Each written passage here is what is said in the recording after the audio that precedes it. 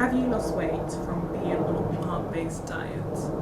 Yes, I definitely have. I have. And I have a lot more recently, not because, because I have family members that are like, you're too skinny now, blah, blah, blah.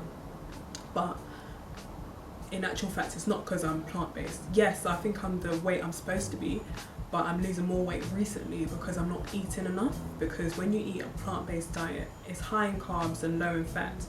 And it's also a lot less calories, so you have to eat a lot more, and I haven't been doing a good job, but I'm working on it now.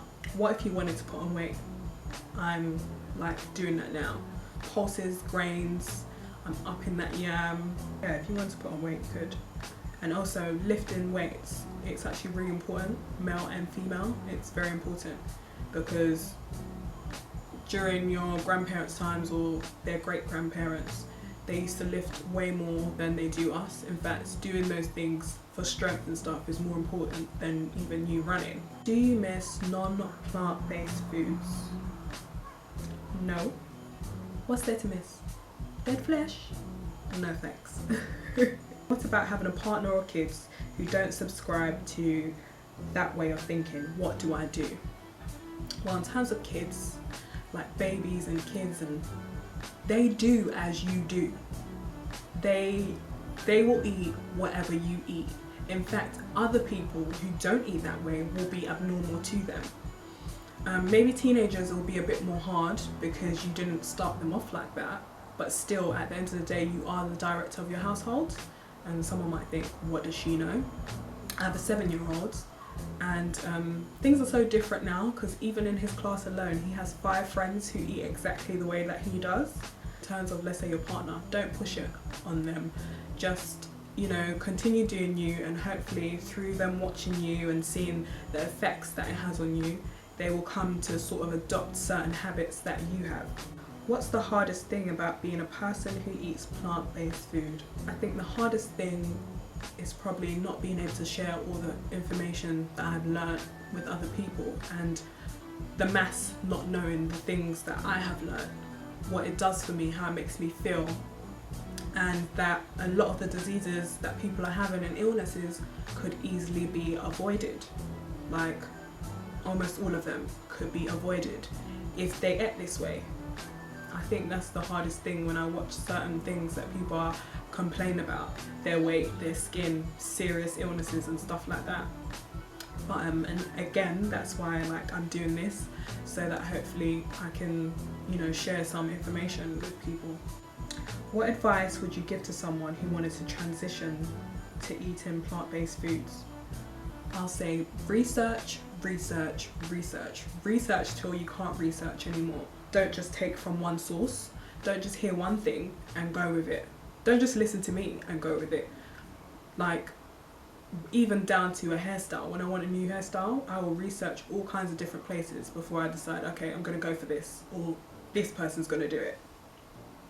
Where can I find all this information? There's so many places. YouTube, through me, but documentaries, for those of you who don't like reading, because a lot of people don't read nowadays, I would say number 1, Earthlings. Although a couple of weeks ago I also discovered another one, Lucent, and it was so graphic I had to skip through a lot of it. It shows you basically about the animals and where your food's coming from and what's happening to them, etc. And believe you me, I wasn't an animal person. Although all of us, by the way, started as animal people as kids. We just got desensitized and conditioned not to have that kind of relationship. But yeah, it's quite graphic. And I'd say Food Matters, Food Inc., which shows you the effects on your health and stuff like that. I watched Plantpure Nation the other day, which is part 2 of Fork Over Knives, which is another one. And it shows what plant-based eating can do for you. Amazing results. Gary Yourosky's Best Speech Ever, that's a really good one. And if you are a reader, I'd say The China Study. It's the most comprehensive research ever done on diet and nutrition. It's not argued by any doctor, and the conclusion is a plant-based diet is what is best for you. It's not argued by any doctor whatsoever. Like, it's the most thorough research done, so check that out. And YouTube, Insta, there's so many people out there that eat this way. What would you advise a person transitioning to cut out first? Dairy. Everyone always thinks I'm going to say meat or something, red meat or whatever. No, dairy. Dairy, there's so much to dairy. Yes, cow's milk, cheese, yogurt, and including eggs, even though it isn't a dairy, it tends to be spoken about when you're speaking about dairy. So eggs, cheese, yogurt, cow's milk, whey. Yes, whey. Whey is a waste product for those bodybuilders and stuff like that. And by the way, there is an alternative or a substitute to all these things that I'm talking about. So don't think, oh my god, how can I like live without them? I think I'll make a video on dairy to give a more thorough reason as to why it's so important to cut it out. But it causes mucus, and mucus is pretty much the start of all diseases. We're the only mammals or animals, whatever you can call us, that take another animal's breast milk. It'll be like a dog drinking my breast milk. It makes absolutely no sense at all, but it's become the norm. It's got hormones, pus, oh my gosh, I could talk about it forever. What if no one else they know eats this way? Now that can be tricky, because I have family members who they're used to certain things. The way we eat, really and truly, it tends to be based on tradition. What our parents do, their parents before them, and so forth. So when you're doing this, it's like you're being weird. I'll just say continue. Follow people like me. Yeah, just continue, because at the end of the day, in the long run, you're doing something for yourself. It's going to benefit you, and people will come to realize. That's like one thing that I've definitely learned. And once you start to do a certain thing, if you notice, you'll start to attract people who are into the same things or do the same things that you do. What's your favorite plant-based dish? I have so many, but there's like a plantain and lentil, and there's this curry that I make basically. I'll probably do a future tutorial. I love that. And I also love pesto linguine that I make. And if you check out Dunga Book on YouTube, I've got a tutorial on there. Usually I add like broccoli or broccoli sprouts. What is your favorite plant-based dessert? Desserts, I love desserts, but I make these banana and cinnamon muffins, and also pecan pie. Oh my gosh, I love it, and it's protein packed.